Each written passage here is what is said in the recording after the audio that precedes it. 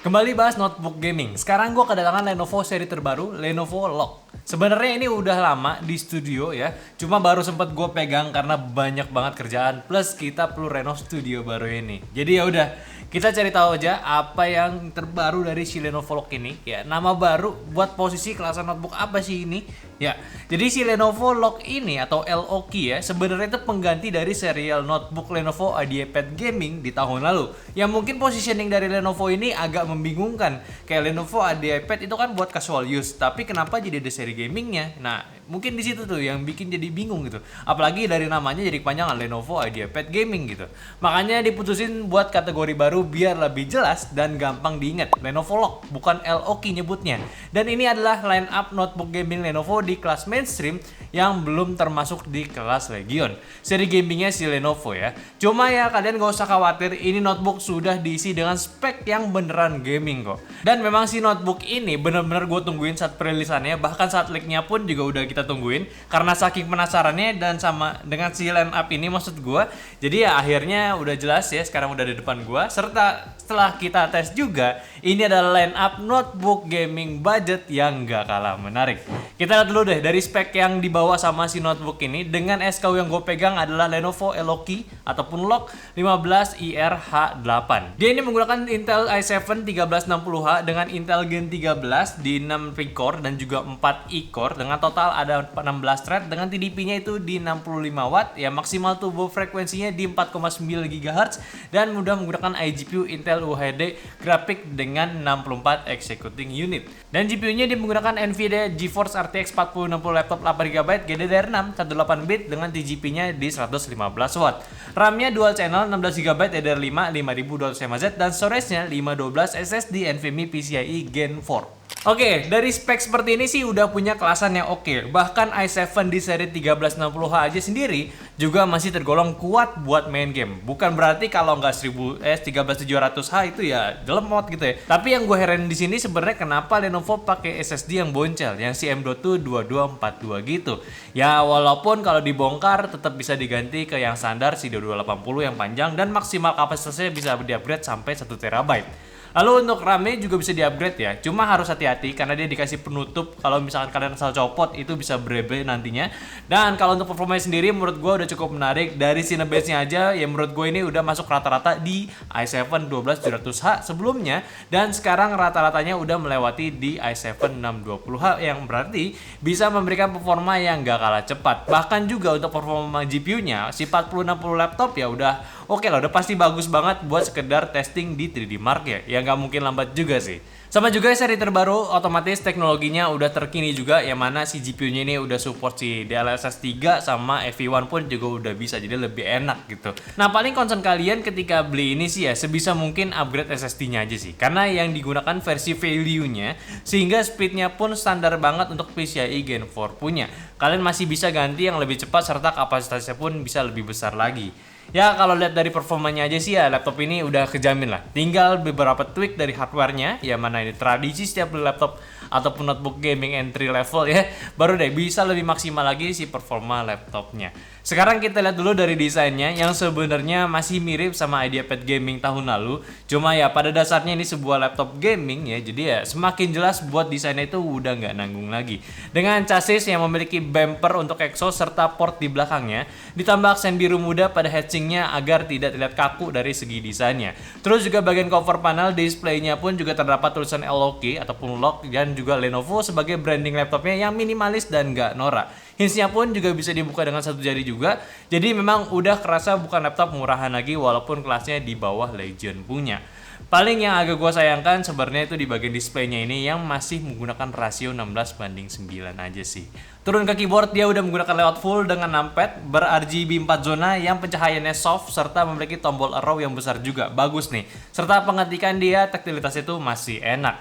Kalau buat touchpad standar juga ukuran laptop gaming sekarang dengan posisi yang sejajar dengan tombol spasinya. Nah selanjutnya untuk port di sisi kanan cuma ada satu USB-A 3.2 Gen 1 portnya dan juga switch kamera. Bagus banget ya buat taruh dongle mouse wireless biar lebih dekat sama mouse-nya. Lalu untuk di sisi kiri dia ini ada USB-C 3.2 Gen 2 dengan audio jack dan sisi belakangnya ada power HDMI RJ45, 2 USB-A 3.2 Gen 2 yang menurut gue ini jadi laptop cocok banget buat lu yang suka storing laptop di meja lu, bukan untuk dibawa-bawa. Tapi kalau mau dibawa-bawa pun laptop ini tergolong masih di standar laptop gaming yang belum sampai ke high end zaman sekarang yang berat ya. Ini laptop ya sebenarnya bukan laptop ringan juga, cuma setidaknya lu nggak perlu ekstra ribet dengan charger yang diberikan. Nggak setebal itu cuy soalnya. Anyway, secara build quality ini laptop juga udah bagus banget. Paduan aluminium plate serta ABS juga udah didesain dengan rapi ya. Serta kabarnya pun juga sudah dapat sertifikat ketahanan mil SSD 810H juga. Jadi memang Lenovo ini salah satu laptop yang bisa kalian pilih ketika kalian nggak suka dengan aksen-aksen gaming yang ada pada sebuah laptop sih. Sekarang buat kualitas layar, selain yang disayangkan dia itu masih 16:9 untuk rasionya, tapi di layar 15,6 IPS panel ini sudah menggunakan resolusi di 2K, refresh rate 165Hz dengan variabel refresh rate juga, dan akurasi warnanya di 99% sRGB dengan tingkat brightness cukup di 300 nits.